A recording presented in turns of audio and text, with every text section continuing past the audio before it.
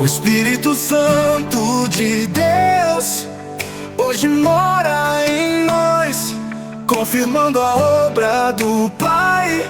Hoje somos filhos, é real, tudo isso por amor.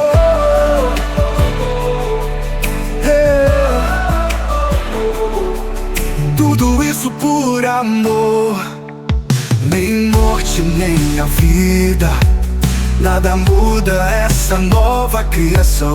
Por Ele, foi Ele, não tem preço, foi por amor. A paz que ultrapassa a compreensão veio a nós. A graça manifesta em Jesus leva uma vida sem igual.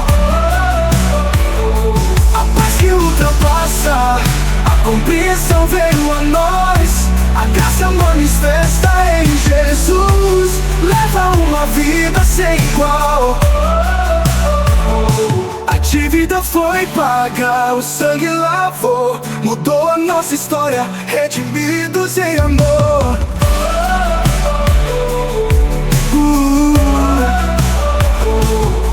A graça foi expressa, a cruz firmou a liberdade. Jesus consumou uma nova realidade. Fomos recriados em amor.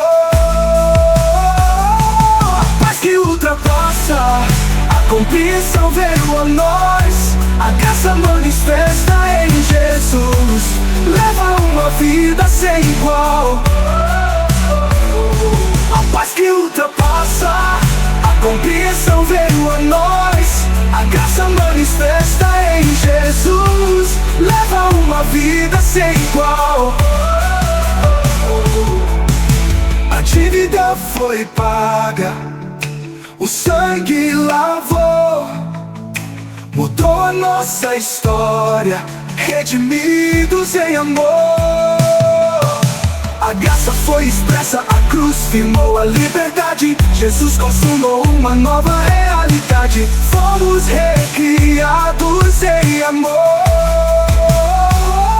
A paz que ultrapassa a compreensão veio a nós. A graça manifesta em Jesus leva uma vida sem igual. A paz que ultrapassa a compreensão veio a nós. A graça manifesta em Jesus leva uma vida sem igual. A paz que ultrapassa a compreensão veio a nós. A graça manifesta em Jesus leva uma vida sem igual.